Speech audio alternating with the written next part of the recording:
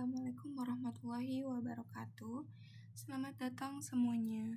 Sebelum memulai penjelasan aplikasi ini, izinkan saya mengucapkan terima kasih yang sebesar-besarnya kepada Bapak Angga Kusuma selaku dosen pengampu mata kuliah ini yang telah memberikan bimbingan, arahan, dan kesempatan sehingga saya bisa mengerjakan sekaligus menjelaskan aplikasi ATK dan fotokopi ini sampai selesai. Pada video ini, saya akan menjelaskan alur penggunaan aplikasi, mulai dari input data barang, pelanggan, proses transaksi, pembelian stok, pembayaran, hingga laporan harian dan bulanan. Penjelasan akan saya sampaikan secara runtut sambil memperlihatkan langkah-langkahnya di layar. Baik, kalau sudah siap, mari kita mulai penjelasannya. Pertama, kita masuk ke form menu utama. Di sini semua tombol menu disusun lengkap. Ada open form barang, form detail transaksi, form pelanggan, form pembayaran, form transaksi, dan form pembelian stok. Nah, yang pertama, mari kita mulai dari form barang dulu. Nah, di sini ada ID barang, nama barang, jenis barang, harga beli, harga jual, dan stok. Nah, kita contoh isi data baru ya. Nah, di sini ada identity card. Nah, ID barang nanti akan otomatis sendiri karena auto number.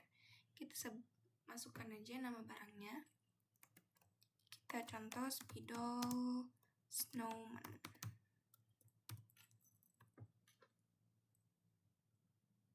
Oke, lalu jenis barangnya alat tulis. Lanjut ke harga belinya, kita isi sebesar 6.000. Lalu kita harga menjualnya sebesar 10.000. Sudah. Stok awal kita isi mungkin sebanyak 50. Setelah itu, setelah data sudah terisi semua, kita klik simpan di sini. Save record. Oke. Kalau sudah seperti ini, tinggal klik simpan tadi, barangnya langsung masuk ke database dan muncul di tabel barang. Selanjutnya kita ke form pelanggan.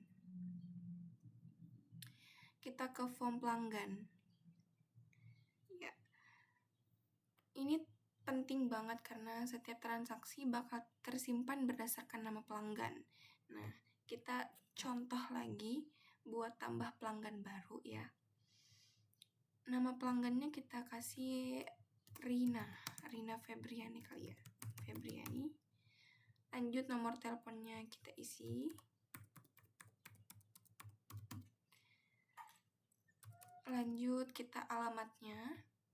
Kasih Jalan Melati ya, nomor 12.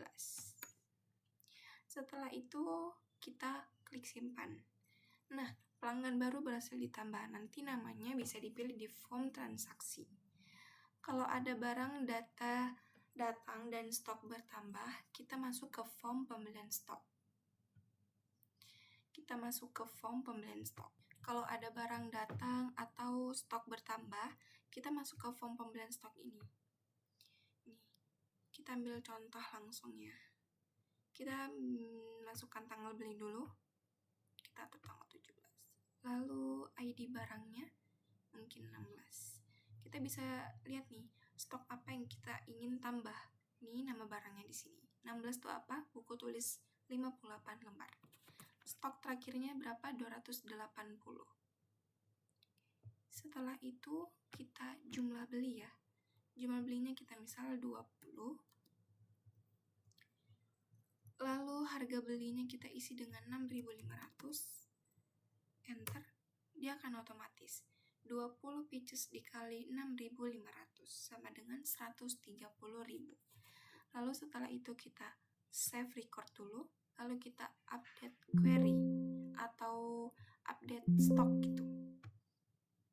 Dia akan otomatis bertambah stoknya di sini. Menjadi 300. Karena tadi stok terakhirnya 280, kita beli 20 menjadi 300. Oke. Setelah itu kita close form lagi. Kita lanjut ke form transaksi. Lalu kita langsung ID the record aja. ID transaksinya auto number, jadi dia terisi otomatis. Kita atur tanggal hari ini. Lalu ID pelanggan kita pakai yang barusan kita tambah tadi, yaitu Rina. Lalu kita save record. Kita ke menu utama lagi. Selanjutnya kita ke form detail transaksi. Lalu kita ke ID the record langsung. Setelah itu ID detailnya sama, auto number juga, dia akan terisi otomatis. ID transaksi yang kita pakai yang tadi 31. Lalu ID barangnya dia ingin beli spidol tadi. Nah, kita bisa lihat nih di sini namanya. 17 itu apa? Spidol Snowman. Lalu jumlah yang ingin dia beli 25. Kita lihat stok dulu, apakah cukup stok kita. Oh, ternyata cukup, stok kita 50. Dia ingin membelinya 25. Lalu kita save record. Oke, kita close form. Ini juga kita close form.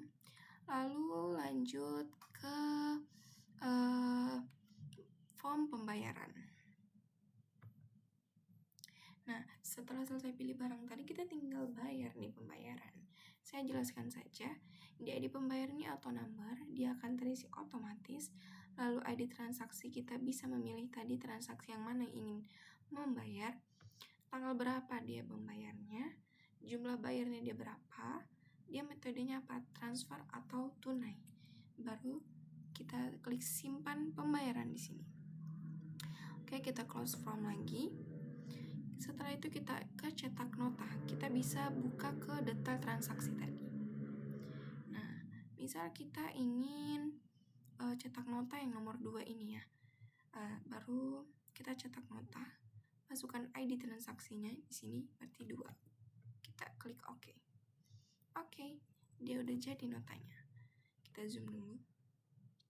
Dalam nota itu ada termasuk ID transaksinya, tanggal transaksinya kapan, nama pelanggannya siapa, nama barangnya siapa, jumlahnya berapa, harga jualnya berapa, total harga yang dia harus bayar berapa. Oke, itu tadi ya. Lanjut saya akan jelaskan ke query laporan harian.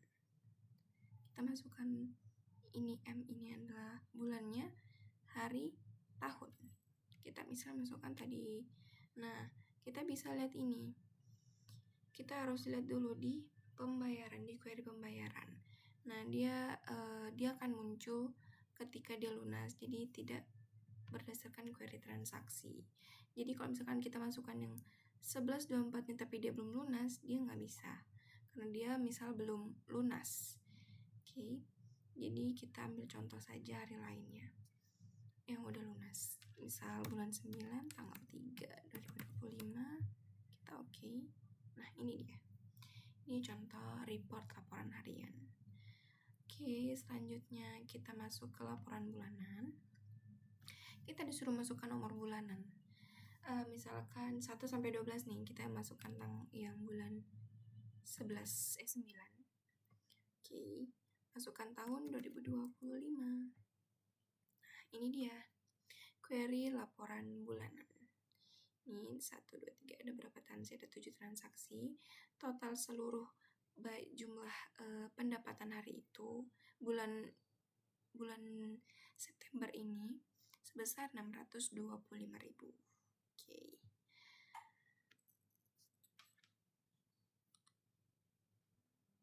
Nah, kita lanjut ke update stok nih. Di sini saya ada buat 2 query update stok. Yang pertama query update tambah stok, yang kedua ada query update stok atau mengurangi gitu ya. Nih, misal kita lihat dulu ya. Query barang. Ini stoknya ada segininya. Ini segini stoknya. Sedang detail transaksi sudah banyak, harusnya berkurang ya. Oke, kita pakai update stok. Kita update. Kita yes. Nah, kita buka query barang. Dia otomatis akan berkurang. Jadi kita bisa memakai query ini ketika kita ingin menambah stok baru gitu. Kita ingin melihat stok, apakah stok ini masih banyak atau tinggal sedikit gitu.